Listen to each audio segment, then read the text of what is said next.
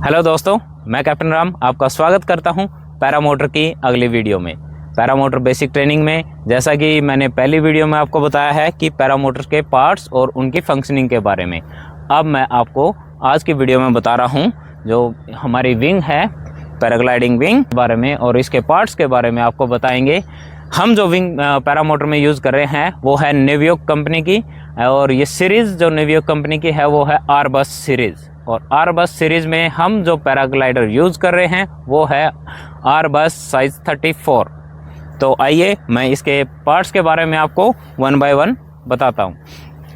सबसे पहले ये हमारे राइजर्स हैं और इनके बारे में जैसा कि आप देख सकते हो, पैराग्लाइडर को हम पैरामोटर के साथ इस कैराबिनर से यहाँ से अटैच करेंगे। और सबसे पहला पार्ट जो रहता है और जिसके अंदर कंट्रोलिंग है वो रहता है हमारे राइजर्स। इन राइजर्स से ही पायलट कंट्रोल करता है ग्लाइडर को इन एयर और throughout the flight. He will control through this risers and this is the brake. अब इस राइजर्स के अंदर मैं आपको पार्ट्स बता रहा हूँ क्योंकि देखने में आपको ये बहुत ही सिंपल लग रहा है। अब यहाँ पे हमारे पास 4 राइजर्स हैं। 4 में से जो फर्स्ट राइजर है इसमें अल्फ़ा और अल्फ़ा प्लस, इस फर्स्ट राइजर का नाम है अल्फ़ा राइजर। तो अल्फ़ा और अल्फ़ा प्लस ये दोनों मैग्नेट के साथ ये आप देख सकते हो चिपके रहते हैं। तो ये इनकी आइडेंटिफिकेशन है और इसको बहुत ही क्लियर कंपनी ने एक अलग कलर कोडिंग से भी आइडेंटिफाई किया गया है कि ये अल्फ़ा और अल्फ़ा प्लस राइजर्स को एक साथ। अल्फ़ा राइजर के साथ में ही आप यहाँ पे एक छोटा सा कैराबिनर के साथ एक सिस्टम देख रहे हो। ये ए असिस्ट को जो हम कनेक्ट करते हैं, जो कि मैंने यहाँ पे दिखाया था पैरामोटर के साथ, तो वो आपका यहाँ पे कनेक्ट होता है। इसके बारे में तो अल्फ़ा के बाद ब्रेवो, चार्ली एंड डेल्टा, ये राइजर्स आपके होते हैं, A B C and D risers. ठीक है, तो इसको हम प्रोनाउंस कर चुके हैं, alpha, bravo, charlie and delta. तो इसके बाद जो इसके अंदर मैंने अल्फ़ा राइजर को आपको क्लियर कर दिया है। और अल्फ़ा राइजर कहाँ पे कनेक्ट है, ये है लीडिंग एज पे। लीडिंग एज हम बोलते हैं जो कि आगे लीड करता है, फ्रंट पोर्शन ऑफ पैराग्लाइडर, जो कि यहाँ पे आप देख सकते हो। जब ये पैराग्लाइडर लेआउट किया हुआ है तो हम इस पार्ट को जो सामने से ये है इसको हम लीडिंग एज बोलेंगे, और वो जो लास्ट वाला पोर्शन है, लास्ट पोर्शन को हम ट्रेलिंग एज बोलते हैं। तो जो हमारे अल्फ़ा राइजर्स हैं वो यहाँ पे लीडिंग एज पे कनेक्ट होते हैं पूरे सामने की तरफ। अल्फ़ा के बाद अब जो ब्रेवो राइजर्स हैं वो इसके बाद जो, जैसे आपने देखा है कि अल्फ़ा यहाँ पे था हमारा, तो ये ब्रेवो राइजर्स यहाँ पे आएंगे, ये आप देख सकते। फिर चार्ली एंड डेल्टा पीछे की तरफ, और जो सबसे लास्ट के ट्रेलिंग एज पे है ये हमारे ब्रेक्स होते हैं। और इसको रेड कलर की केबल के साथ इन्होंने अलग से आइडेंटिफिकेशंस भी दिया हुआ है। तो आइए अब हम नेक्स्ट राइजर्स के फंक्शंस के बारे में और आपको बता रहे हैं। तो हमने पहली चीज़ अल्फ़ा क्लियर हुआ है, ब्रेवो क्लियर हो गया है, लेकिन ब्रेवो के साथ एक ये अलग से सिस्टम दिया हुआ है। इस सिस्टम में एक ये केबल गई है, तो इसको हम क्या बोलते हैं और इसका क्या फंक्शनिंग है वो मैं आपको बता देता हूँ। ये इसके अंदर लूप भी दिया हुआ है, ये हमारे विंग के टिप पे, वहाँ पे विंग के टिप के पास अटैच रहता है। आइए हम आपको दिखाएंगे इसमें। और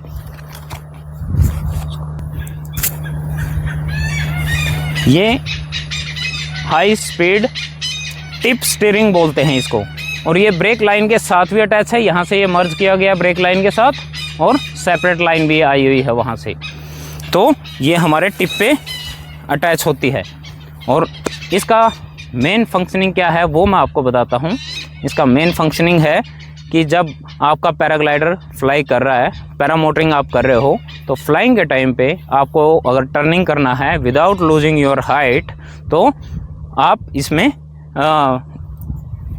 इसके फंक्शन को यूज़ कर सकते हैं और अपना हाई स्पीड टिप्स को टिप स्टीयरिंग को यूज़ करके आप टर्निंग कर सकते हैं without losing your height and speed. इसके बाद चार्ली आ गया एंड डेल्टा। तो डेल्टा के साथ ये ब्रेक टॉगल आप देख सकते हो, ये पायलट को अपने हाथ में लेके तब टेक ऑफ करना पड़ता है। यहाँ से हम इसको ऐसे होल्ड करते हैं और ये ट्रेलिंग एज पे जो हमारी ब्रेक लाइन लगी हुई है उसको कंट्रोल करता है। और यहाँ पे नेवियो कंपनी ने बहुत ही अच्छी इसकी मैग्नेटिक अटैचमेंट दी हुई है यहाँ पे इसको होल्ड करने के लिए। और यहाँ अगर आप देखेंगे तो एक और मैकेनिज़्म दिया हुआ है। इस मैकेनिज़्म का नाम बोलते हैं ट्रिम।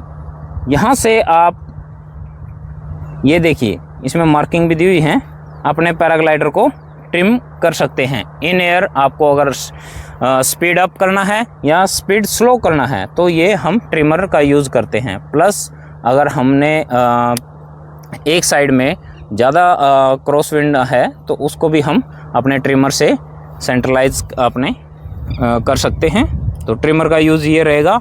और ट्रिमर से हम मैक्सिमम 3 किलोमीटर पर आवर की स्पीड गेन कर सकते हैं एंड ट्रिमर ऑन करके इससे हम मैक्सिमम 5 किलोमीटर पर आवर की स्पीड रिड्यूस कर सकते हैं। तो ट्रिमर का यूज़ मैंने आपको बता दिया है। इसके बाद आप ये देख सकते हो, इनको लाइंस बोलते हैं। ये हाँ, अब मैं आपको एक चीज़ और बताना चाहूँगा। यहाँ पे जो हाई स्पीड टिप स्टीयरिंग था, इसके अंदर इसकी ये जो रेड कलर की केबल है आप देख सकते हो, तो इसके यहाँ पे हमने एक स्टॉपर डाला हुआ है। ये कंपनी ने इसलिए दिया हुआ है कि आप बहुत ज़्यादा इसको इस लिमिट से ज़्यादा टिप स्टीयरिंग को नहीं खींच सकते हो, तो कोई ऐसी इमरजेंसी ना हो, इसलिए कंपनी ने ऑलरेडी इसके अंदर एक ऐसा स्टॉपर डाला हुआ है और यहाँ इससे ज़्यादा हम इसको खींच भी नहीं सकते हैं। तो ये मैक्सिमम परमिटेड लिमिट हमारी यहाँ तक रहेगी। आइए अब मैं आपको अपनी विंग के बारे में बता रहा हूँ। ये जो हमारे पास, जैसे कि मैंने स्टार्टिंग में ही बताया था, नेवियो कंपनी का आरबस 2 सीरीज़ का साइज़ 34 पैराग्लाइडर हमारे पास है। ये देखिए, ये कंपनी का सर्टिफिकेशन यहाँ पे पैराग्लाइडर के अंदर सेंटर लाइन के पास में ही मिलेगा आपको। इसमें आपके पैराग्लाइडर का सर्टिफिकेशन दिया होता है बारकोड के साथ। जो ये हमारा पैराग्लाइडर है, इसका एरिया है 34 मीटर स्क्वायर एंड इसकी पूरी विंग का जो वेट दिया हुआ है वो है 8.27 kg। और इस पैराग्लाइडर की वेट कैरिंग कैपेसिटी कितनी है, वो है 120 से लेके 500 kg तक का वेट ये कैरी कर सकता है, जिसमें कि हमारे पायलट का fuel, trike and the passenger weight count होता है। अब इस पैराग्लाइडर के अंदर बहुत ही स्पेशल फीचर जो इन्होंने दिया हुआ है, यहाँ पे आप एक ये मेटल पार्ट देख सकते हो इनके अंदर, जो कि एक एलॉय है और उस एलॉय का नाम है निटिनोल। निटिनोल जो टेक्नोलॉजी है वो है निकल एंड टाइटेनियम, इनसे कंबाइंड ये एक मेटल बनाया गया है।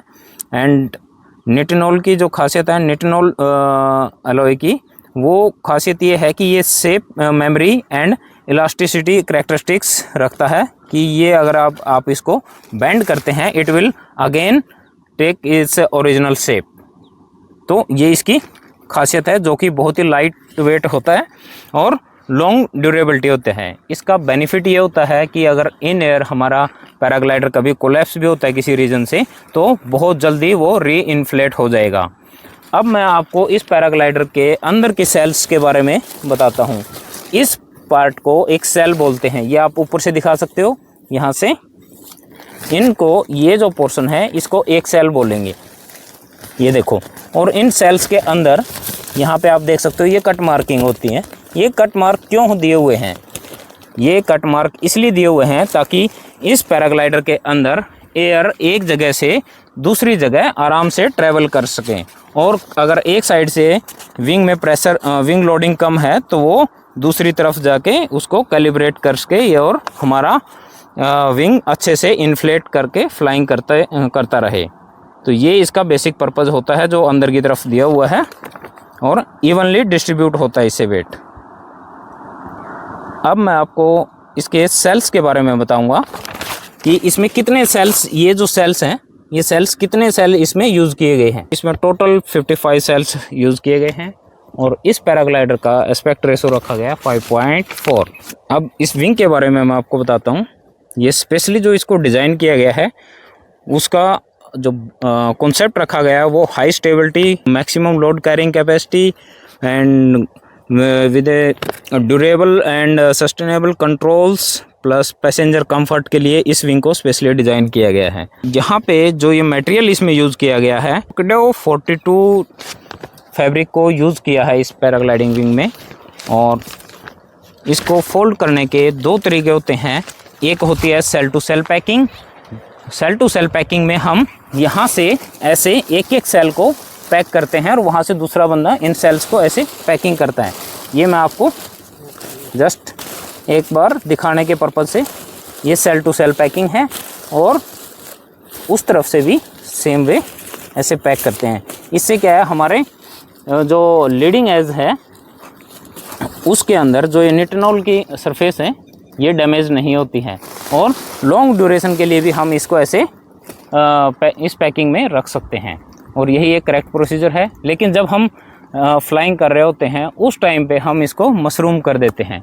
मशरूम करने में क्या होगा कि दोनों राइजर्स को पकड़ के और पूरे पैराग्लाइडर को एक जगह पे इकट्ठा कर लेते हैं और फिर ये जो हमारे बैग है मशरूम बैग के अंदर हम इसको लेके ईजिली यहाँ एक प्लेस से दूसरे प्लेस पे जा सकते हैं और अगेन इन्फ्लेट करके दोबारा से हम फ्लाइंग स्टार्ट कर सकते हैं। ये मैं आपको दिखा रहा हूँ, इस तरह से हम इसको मशरूम करते हैं और फिर इस बैग के अंदर डाल देंगे। अभी मैं आपको ये भी करके दिखा रहा हूँ। और यहाँ पे राइजर्स को डालने के लिए अलग से पॉकेट भी दिया हुआ है इसी मशरूम बैग के साथ में। आप देख सकते हो राइजर्स यहाँ पे डालने के बाद हम, और अब इसके पूरे राइजर्स को हम इनके अंदर रोल करके डाल देंगे और इस विंग को हम या तो सीट पे रख सकते हैं फ्रंट वाले पे या फिर ऊपर की तरफ इसको पैरामोटर को एक जगह से दूसरी जगह शिफ्ट कर सकते हैं। जब हम टेक ऑफ के लिए दोबारा से जा रहे होते हैं तो इस तरह से लेके जाएंगे हम पैरामोटर को।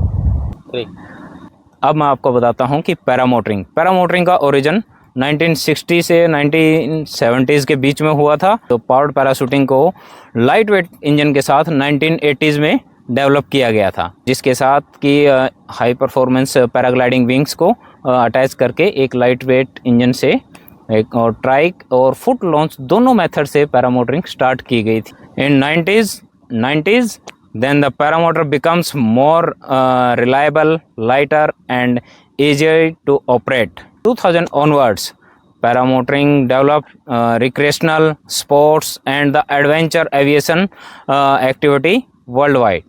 Paramotoring is the evolution of paraglider with the addition of lightweight engine and propeller, giving pilot the freedom to launch from the ground and explore the sky with minimal infrastructure, because in paramotoring you need not add a runway or the prepared surface.